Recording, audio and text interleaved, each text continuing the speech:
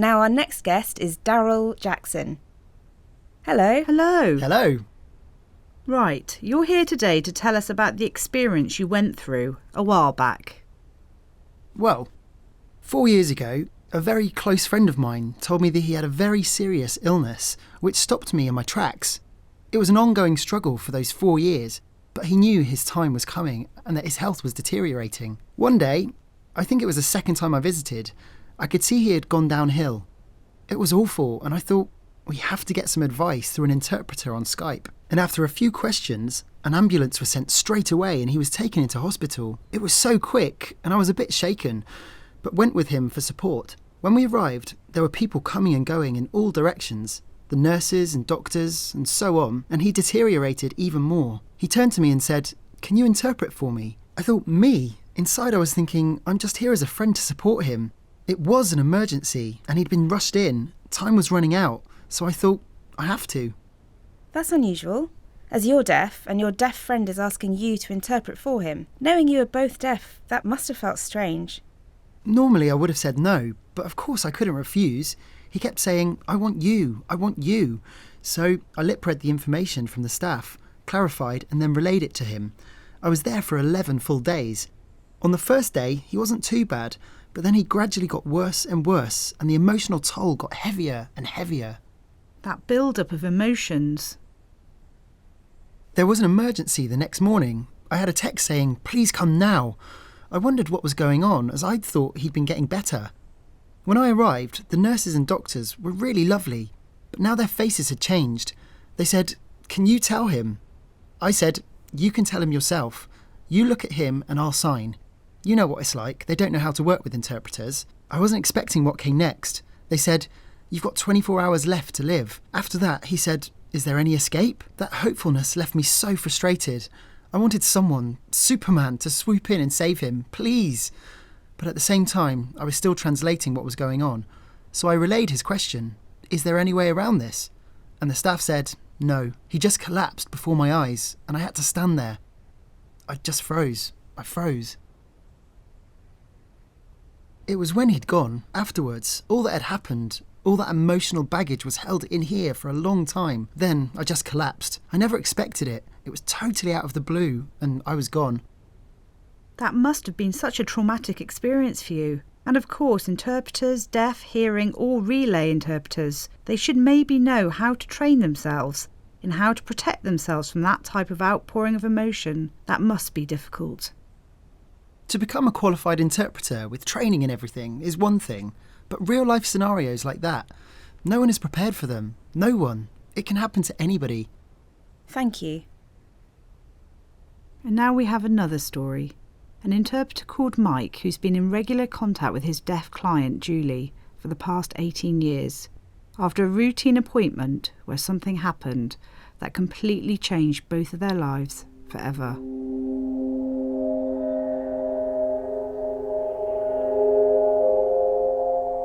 For Mike, it started with a simple phone call asking him to interpret at a hospital. The consultant came up to me and explained that the baby was very seriously ill, and that the parents had to be informed that the baby would not survive, and that her life support would have to be switched off. Whoa. Hold on. Whoa. I asked if the parents knew. They replied, not yet. We need you to tell them. Julie's baby daughter, Holly, had brittle bone disease. They brought her into hospital with what appeared to be a virus, but things had quickly taken a turn for the worse. I steeled myself ready, and the consultant and the nurse came into the room. I remember I was interpreting, and you know when something's being interpreted, there's a few seconds gap whilst we hear it, and then it's relayed. There's always a few seconds delay. So I was interpreting, and when I heard it, that's when it hit me. I was shocked, but I tried to control my reaction and maintain composure, be professional. It was really traumatic when at the end you told us that Holly's life support tube had to be removed. I was devastated. Julie asked Mike to stay with her to interpret the life support machine being turned off. Mike described every sound for her and her husband.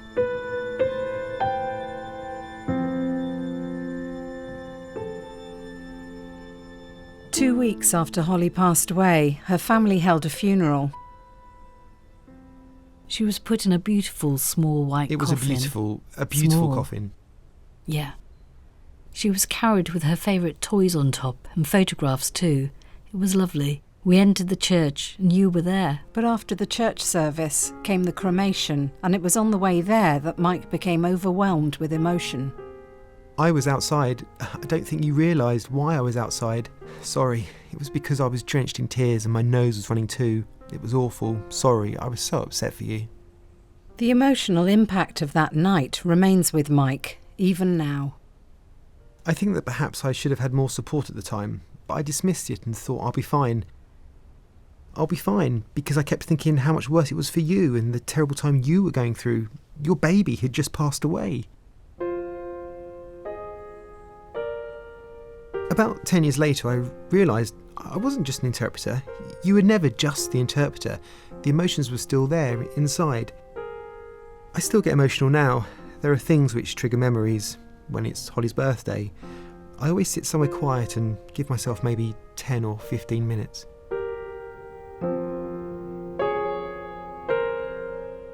Over the years, I've seen many fantastic interpreters give up their profession because they were affected emotionally by their jobs. It's hard. It's a shame to see professional and really good interpreters stop working and move into other careers. Oh, really? That means we could see a decline in the number of good interpreters in the future.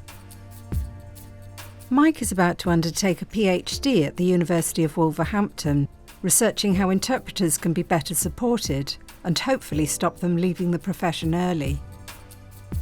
Hopefully, in the future, things will improve. But the PhD is happening because of Holly. Only because of what happened to Holly. Thank you.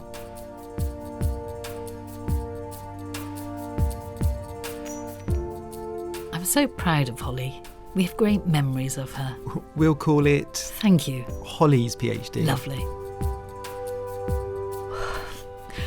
Oh, stop it.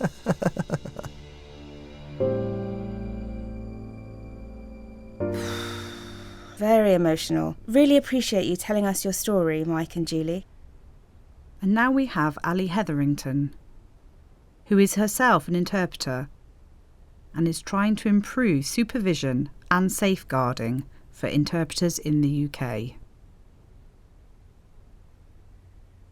We just saw in that film about Mike, what he experienced seems to be happening to a lot of interpreters, and a lot of interpreters are quitting the profession, right?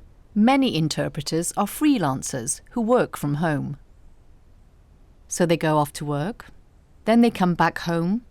It's not the same as going to the same job every day. They have no team, they work alone, individually, so that is a concern. So the example we saw there with Mike was interesting. Compare Mike to a doctor and it's very different. The doctor arrives at work and has a discussion, they know the baby's ill, and the doctor has undergone training on how to deliver bad news. Interpreters arrive without a clue, basically, and when they are informed, that's a shock. There's no time for emotional readiness. There's so little time. Then straight in. In the examples of Daryl and Mike, they're both holding on to that emotional baggage, the emotions there. They carried it around for a long time. And that's why I think it's so important that all interpreters have professional supervision. What does that mean exactly?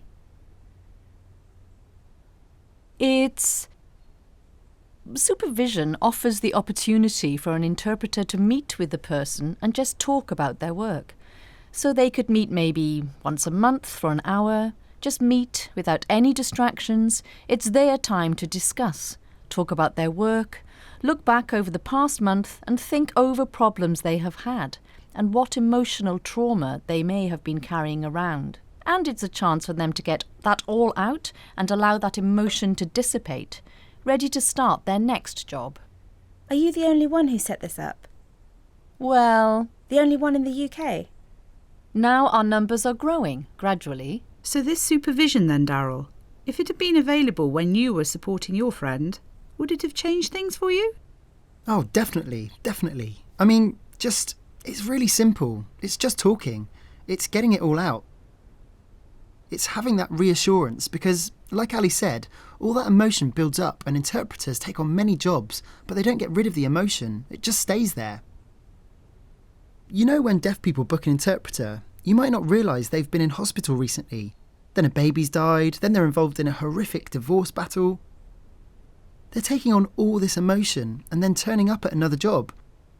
I think sometimes it is hard because you assume that the interpreter will interpret like a robot. But they're not. They're human. You've got to be gentle with interpreters.